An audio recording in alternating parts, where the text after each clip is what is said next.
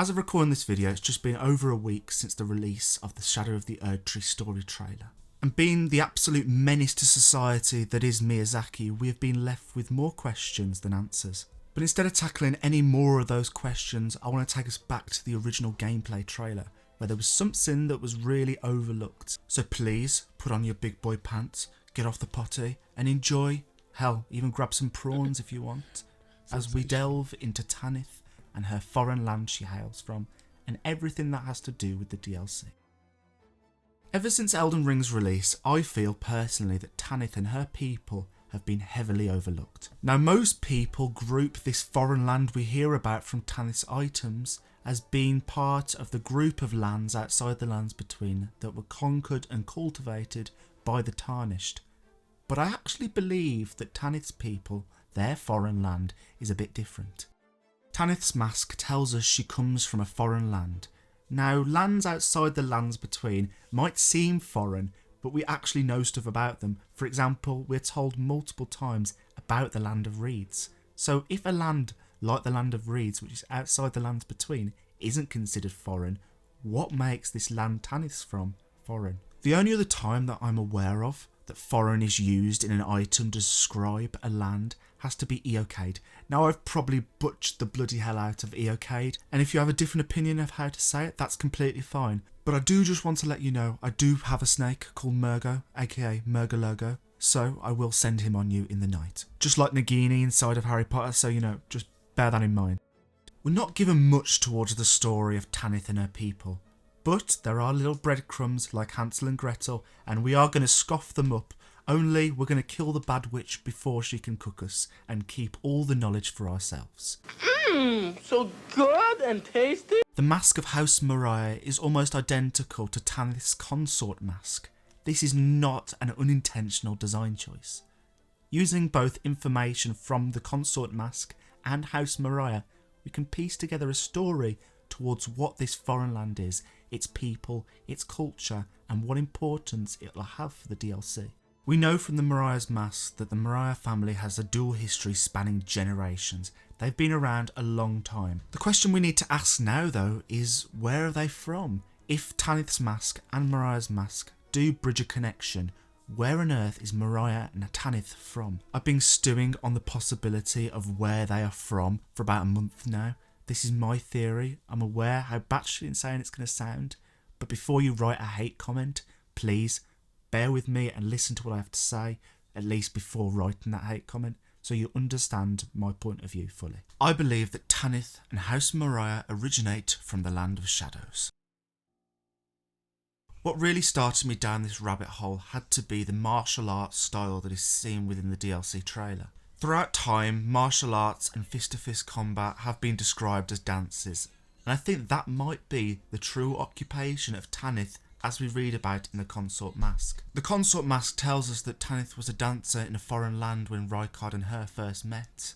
This sort of duality of the Lady of Volcano Manor she would become and the perhaps ferocious martial art, badass fighting that she used to partake in is also seen in House Mariah.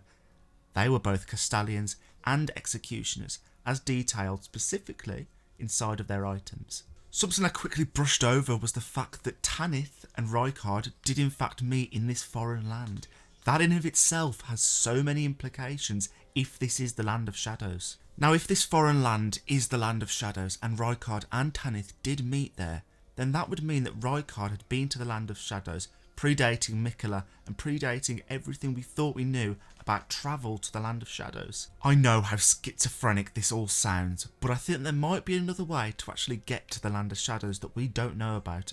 Hell, how did Marika even get here from the Land of Shadows? We don't know. I feel there's multiple passageways to the Land of Shadows, and I think it's only fitting, and it makes a lot of sense that Rykard was the one to have found this passageway to the Land of Shadows. Rykard has an obsession with snakes. He rediscovered heretical fire sorceries at the Volcano Manor. Hell, he even let himself be devoured by a god-devouring serpent. Which, by the way, why is this snake a god-devouring serpent exactly? Do we have an answer for that? Exactly, we don't have an answer. So why was this a god-devouring serpent? Well, I actually theorised that maybe, just maybe, this god-devouring serpent is in fact one of Mesmer's snakes. Now I know what you're saying. Gecko, you little nutter, what the fuck you on about, dude? Don't go down the schizophrenic route. You were doing better. You were doing well in your recovery. Don't do this again. But I'm going to do this again. For this to be a god-devouring serpent, right, it needs to have devoured a god. But who is this god? Well, I'm thinking maybe it was Mesmer. Now I know. It sounds crazy. But if you look at the snakes inside the DLC trailer, they're quite small compared to Mesmer. Now, if we're talking about in our world, their size is pretty normal. You know, that's a really good size for a snake, or at least some species. But this is a god that has snakes attached to him. I don't think these snakes would just stop growing.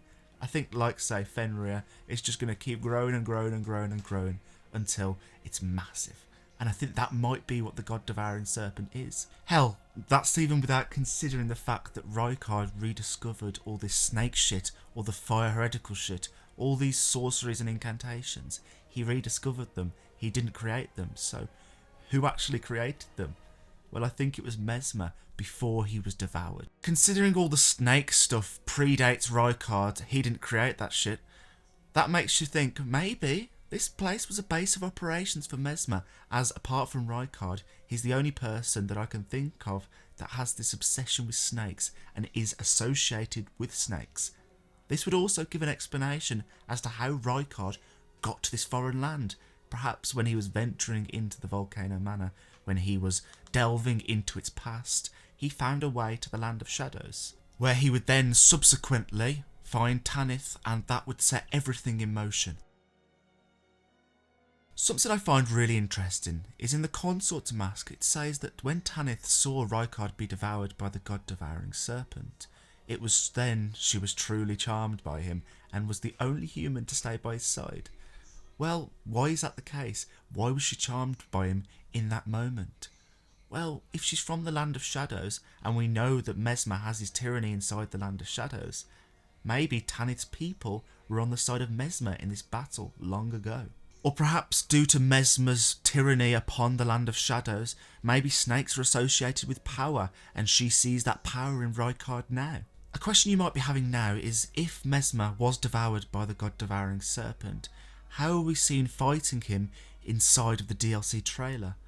Well, I think maybe we might have a bit of tomfoolery going on here. What if the god-devouring serpent devoured Mesmer, but something still remained? What if he was pushed through the gut, and the guts is the transportation to the Land of Shadows? We know that godly forms have some kind of connection to the Land of Shadows, the best example being the cocoon in the Mogwin dynasty, the fact that that is the entrance to the DLC for us.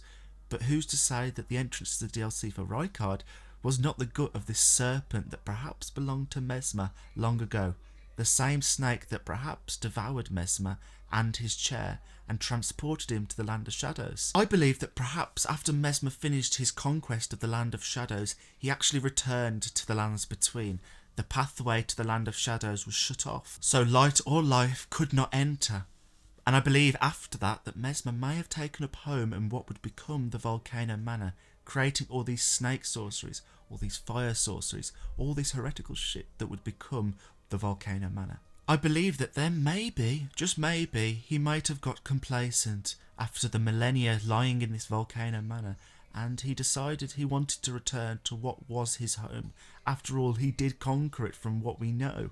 Maybe he felt more at home there than he ever would in the Lands Between, and so he allowed his snake to devour him and was transported to the Land of Shadows, leaving behind the legend of a snake that devoured a god. A snake that would lie in wait until Rykard would come eons later. Another question you might have now is, well, the snakes in the DLC trailer don't look big enough to be the god-devouring serpent. And I think maybe this might be some kind of imprint of Mesmer from his time in the war. We've seen this multiple times with, say, Mohg and Morgoth. Who's to say this can't also be the case for Mesmer? It seems like a very godly thing to do, and it pops up all the time. Now, once more, I know I've said that multiple times, but it's the best word to describe a new point. How on earth did Rykard become the god-devouring serpent and go to the Land of Shadows and meet Tanith as a human, but then Tanith also saw him become the god-devouring serpent, and it says that the god-devouring serpent devoured him and he became one? Well, I believe that perhaps when the god-devouring serpent devoured him, that wasn't the moment that they became one. I believe that transported him to the land of shadows. He met Tanith, perhaps shacked up with her, all that shiza, and then came back with Tanith and became one with the god-devouring serpent. Considering everything we've just talked about, I think this is the most likely answer to something we thought we knew 100% about. I don't actually think that Rykard was devoured and that's how they became one. I think there's a lot more to it than that. Something I feel that's gone under the radar, although I am going to be a bit hesitant saying that from now on, considering every single time I say that, someone in the comments shows me wrong and that it has been talked about to death. The mask of House Marika has the same braidings as Miquella. This is massive because the House Marika mask actually says that this mask was modelled after the first of their lineage, and if they came from the Land of Shadows, this means that that braiding of hair is from the Land of Shadows, which coincidentally, that is where Miquella went to. Is this a coincidence? I think very bloody not. From Software is like the Houdini of making coincidences not coincidences. In my opinion, I think you'd have more luck making Moist Critical the Dry Critical than seeing From Software make a coincidence of this level. Something to note that's really interesting is if House Marika has a connection to Miquella and Tanith has a connection to Mesmer and they're from the same group, then that means, well, there's a connection between Miquella and Mesmer, and that has so many implications. There's said to be a war going on between two sides inside the Land of Shadows. Maybe Miquella and Mesmer are on the same side. But the real question now is, who the bloody hell is on the other side? Because we always sort of thought that Miquella was on the other side, but if it's not Miquella, then who is it? Sorry to disappoint you, buckaroos, but yeah, I don't think we can know truly until the DLC. Of course, please prove me wrong. I'm begging you. Prove me wrong that we know who this is, but personally, I don't think we do at this moment, and it's one of those things we're going to have to wait until June to find out. Something I also wanted to mention and bring up was the fact that there is one god-devouring serpent. Mesmer has two snakes. Where the bloody hell is the other snake? Well, I think maybe this one god-devouring serpent, before it became a god-devouring serpent, detached from Mesmer somehow, and devoured both Mesmer and this other snake still attached. Whether this was on purpose by Mesmer, on orders, I think so personally, but we can't really know. I think maybe Mesmer ordered the snake to devour him and the other snake, along with the chair that we see inside the DLC promo images. The next point I have, I'm not 100% convinced on, but I did just want to mention. In the first DLC trailer, there's this guy sitting on this chair, and now upon first looking, it looked to me like he was wearing one of Tanith's masks, but upon further looking, it genuinely looks like it's actually his face. But the same sort of crown that he's wearing reminds me a lot of Tanith's one, and it also, his face, reminds me of the sort of facial structure that exists on these masks, not to mention that this is the Land of Shadows. Another thing I wanted to mention from this trailer is the fact that this location, to me, looked really similar to the Shaded Castle, which is where House Marika is actually from. Could be a massive coincidence, but maybe House Marika modelled their Shaded Castle after their previous home inside of the Land of Shadows, aka this sort of castle surrounding a poison swamp, just like the Shaded Castle. This could be a massive coincidence. I know I said I don't think From Software does coincidences, but I think in this scenario it could be a coincidence, although I'm leaning towards the fact that maybe this is the case, although that's just my opinion. Sadly everyone, that is the end of the video. I really hope you did enjoy this one. If you did, please consider leaving a like and subscribe, as it greatly helps the channel.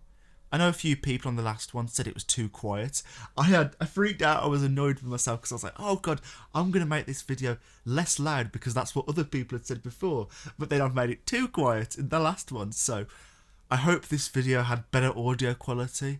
I hope it didn't interrupt the video if it didn't have good audio quality. I just hope it was good audio quality. Anyway, I always ramble at the end of the video, so I'm going to try and keep that short and sweet. I really hope you did enjoy this one. Yeah, have a great rest of your day, don't you dare go hollow, and may you find your worth in the waking world. Goodbye everyone.